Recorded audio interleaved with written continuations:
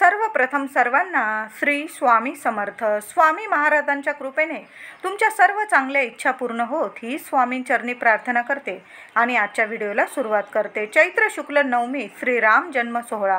प्रभू श्रीरामांचा जन्म सोहळा म्हणजेच रामनवमी. प्रभू श्रीराम केवळ आदर्श पुरुषच नव्हते, तर ते एक वचनी, एक पत्नी, एक वाणी आणि एक बाणीही होते. तर उद्या 17 एप्रिल बुधवारी रामनवमी आलेली आहे. उद्या सर्वांनी लवकर उठायचं आहे. आपल्या मुलांना सुद्धा लवकर उठवायचं आहे. आंघोळीच्या पाण्यात थोडीशी हळद टाकून मग आंघोळ करायची आहे. महिलांनो, चैत्र नवरात्रीचा शेवटचा दिवस आहे.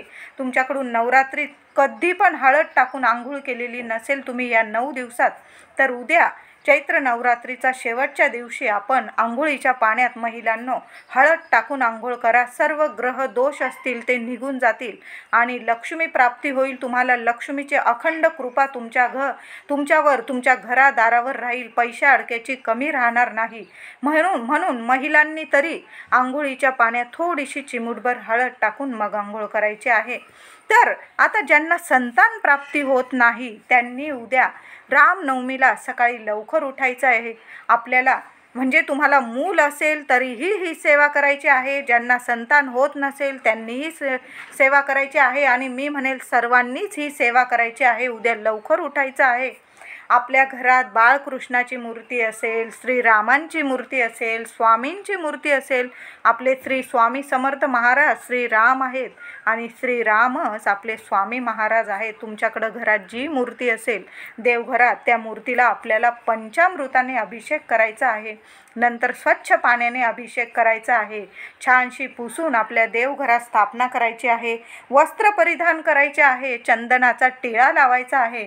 जे तुम्ही देवांसाठी चंदन घसणार आहात ते चंदन देवाला लावल्यानंतर थोडंसं चंदन उरलेलं असेल आपल्या लेकरा बाळांना, मुलांना जरूर लावा.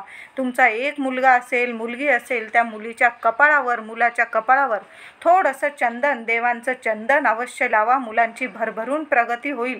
महिलांनी आंघोळीनंतर लगेच कपाळी हळद कुंकू लावायचं आणि मग पूजेला सुरुवात करायची. पुरुषांनी थोडंसं चंदनाचा टिक्का लावून मग पूजेला सुरुवात करायची. देवांना लावलेलं चंदन, उरलेलं चंदन असेल आपल्या मुलांना उद्या रामनवमीला अवश्य लावा. मुलांची भरभरून प्रगती होईल. आता ज्यांना मूल आहे त्या माऊलींनी सुद्धा सेवा करायची आहे आणि ज्यांना संतान प्राप्ती होत नाही त्या माऊलींनी सुद्धा सेवा करायची आहे. पुरुषांनी पण सेवा करायची, नवरा बायकोंनी मिळून सेवा करायची आहे. घरातल्या प्रत्येक व्यक्तीने उद्या प्रभू श्रीरामांची सेवा करायची आहे. तर काय करायचं आहे? उद्या लवकर उठायचं, घरदार स्वच्छ करून आपल्या उंबरठ्याचं पूजन पण करा. आपण महिलांनो उद्या तुळशी मातेचं सुद्धा पूजन करायचं आहे. हळदी कुंकू, दिवा, अगरबत्ती, नीट पंचोपचार उद्या तुळशी मातेचं पण पूजन करा. श्रीराम म्हणजे श्रीहरी विष्णू आहे आणि विष्णुप्रिया तुळशीचं उद्या पूजन करायला विसरू नका. ज्यांना संतान प्राप्ती होत नाही त्यांनी उद्या सकाळी 11 वाजे ते 12 वाजेच्या आत ही सेवा करायची आहे.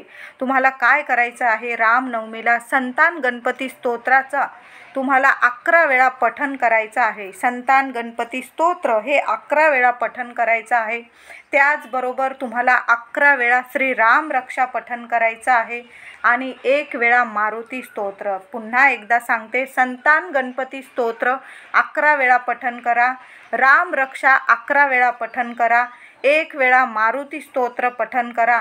9 मंत्राची 1 माळ जप करायची आहे. प्रभू श्रीराम जय श्रीराम या मंत्राची 1 माळ जप करायचा आहे आणि श्री स्वामी समर्थ 1 माळ जप करायची आहे. अशा 3 माळी जप करायचा आहे आणि 11 वेळा आपल्याला 1 वेळा 11 वेळा गणपती स्तोत्र, 11 वेळा रामरक्षा स्तोत्र आणि 1 वेळा मारुती स्तोत्र अशी सेवा आपल्याला उद्या 12 वाजेच्या आत करायची आहे.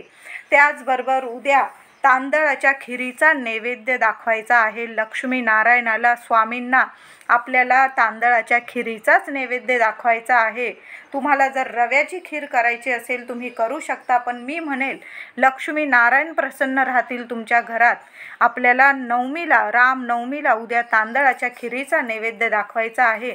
खिरीवर 2 तुळशीची पानं ठेवून मगच आपल्याला नैवेद्य दाखवायचा आहे. यामुळे अखंड लक्ष्मी प्राप्ती होईल, घर धनधान्याने आणि तुमचे प्रेमाने भरेल. खीर प्रसाद म्हणून देवाला दाखवा आणि तीच खीर तुम्ही घरातील नवरा बायकोने पती पत्नींनी खायची आहे. तुमच्यात प्रेम राहील कायम, कधी तुमच्यात वादविवाद होणार नाही आणि झाले तर लवकरात लवकर मिटतील असा हा उपाय आहे. उद्या देवांना खिरीचा नैवेद्य दाखवा आणि त्यावर 2 तुळशीपत्र ठेवायला विसरू नका. नंतर ते तुम्ही तुळशीपत्र खाऊन पण टाकली तरीही चालेल, फेकू नका ते तुळशीपत्र, खिरीतच राहू द्या आणि खिरीबरोबर तुम्ही खाल्ले तरीही चालेल. उद्या आता ज्यांचे विवाह होत नाही, काही ना काही 7.5 मागे लागलेलीच आहे, तर काय करायचे? उद्या रामनवमीला आपण आपल्या हनुमानांच्या नाही तर मारुतीच्या मंदिरात जायचं आहे. बरोबर जाताना एक नारळ बरोबर घेऊन जायचं आहे आणि एक दिवा बरोबर घेऊन जायचं आहे. तुमच्याकडं मोहरीचं तेल असेल, तुम्ही जे तिळाचं तेल, मोहरीचं तेल, देवासाठी जे तेल वापरत असाल दिव्यासाठी, ते तेल टाकून एक दिवा तयार करून घेऊन जा आणि तिथं तो दिवा लावायचा आहे. दिवा लावताना काय बोलायचं? तर जय श्रीराम बोलून मारुतीच्या हनुमानाच्या समोर तो दिवा लावायचा आहे आणि तुमची मनातील इच्छा बोलून घ्या की माझ्या लग्न कार्यात काय अडचणी येत असतील, काय ग्रहदशा असेल, शनी 7.5 असेल, ती कमी होऊ दे आणि येणारं स्थळ योग्य वर वधू मला मिळू दे आणि योग्य ठिकाणीच माझं लग्न जुळून येऊ दे आणि लग्न नीट पार पडू दे, सगळं काही चांगलं होऊ दे देवा, असं बोलून तो आपल्याला दिवा लावायचा आहे. आणि एक नारळ, चांगला नारळ बघून घ्या, शेंडी देवाकडं आली पाहिजे, हनुमानाकडं, मारुती रायाकडं, अशा पद्धतीने नारळ तुमच्या मनातली इच्छा बोलून नारळ ठेवून द्यायचा आहे तिथं. आणि उद्या देवांची तुम्ही घरात पूजा कराल तर तुम्ही पिवळी फुलं देवांना वाहायला विसरू नका. झेंडूची फुलं आजच आणून ठेवा घरी आणि उद्या प्रभू श्रीरामांना, माता लक्ष्मीला पिवळी फुलं, एखादं गुलाबाचं फूल माता लक्ष्मीला अर्पण केलं तुम्ही तरीही चालेल. उद्या तुमच्या कुलस्वामिनीला सुद्धा एखादी वेणी, गजरा अर्पण करा. माता लक्ष्मीला तुम्ही लाल गुलाब अर्पण करायचा आहे. त्याचबरोबर तुम्हाला उद्या संध्याकाळी थोड्याशा वाटीत गुलाबाच्या पाकळ्या टाका आणि त्यावर 2-4 कापूर घरात जाळायचे आहे. त्या गुलाबाच्या पाकळ्यांवर संपूर्ण घरात तो कापूर धूप फिरवा. याने सुद्धा माता लक्ष्मी धावत धावत तुमच्या घरात येईल. ज्यांचे लग्ना कार्यात अडथळे येत असतील त्यांना मी जो उपाय सांगितला आहे, मारुती किंवा हनुमान मंदिरात जाऊन एक दिवा लावायचा आहे. त्याचबरोबर दिवा लावताना जय श्रीराम बोलूनच दिवा लावायचा आहे आणि एक नारळ आपण हनुमानाच्या चरणी नाही तर मारुती रायाच्या चरणी अर्पण करायचं आहे, इच्छा बोलून अर्पण करायचं आहे. आता मुलगा किंवा मुलगी जवळ नसतील, हा उपाय वडिलांनी केला तरीही चालेल. बायका नसेल जात हनुमान मंदिरात, मारुती मंदिरात, तर वडिलांनी हा उपाय केला तरीही चालेल. आणि योग्य वर असेल म्हणजे मुलगा असेल आणि तो उपाय करत असेल तर मुलाने उपाय केला तरीही चालेल.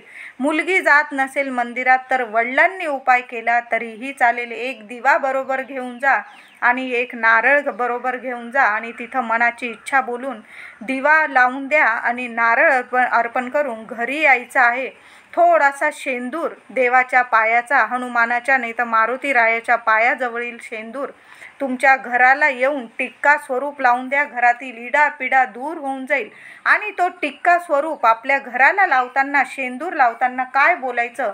जय श्रीराम बोलून तो शेंदूर आपल्या घराला लावायचा आहे. तुमच्या घरात लवकरात लवकर लग्न कार्य होईल, शुभ कार्य, तसा योग जुळून येईल. प्रभू श्रीराम तसा योग जुळवून आणतील. व्हिडिओ आवडला असेल लाईक करा आणि हे छान छान उपाय मी सांगितले आहे, अनुभव सिद्ध उपाय मी तुम्हाला आजच्या व्हिडिओमधून सांगितलेले आहे. ते सगळे उपाय करा, खूप चांगले उपाय आहे. आणि 2 तुळशीची पानं ठेवूनच आपल्याला देवांना नैवेद्य दाखवायचा आहे. व्हिडिओ सर्वांना शेअर करा, चॅनलला सबस्क्राईब करा. धन्यवाद.